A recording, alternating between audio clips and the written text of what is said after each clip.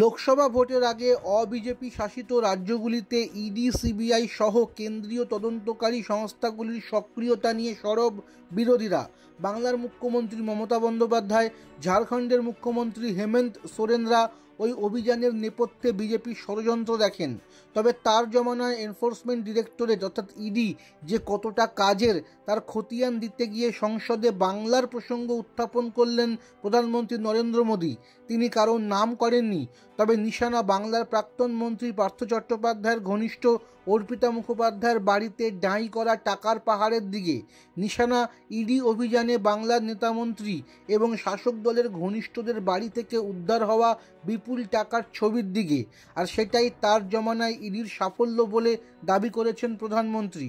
সোমবার লোকসভায় বাজেট অধিবেশনের জবাবি ভাষণে শুরু থেকে শেষ পর্যন্ত কংগ্রেসকে বিঁধেছেন প্রধানমন্ত্রী মোদী।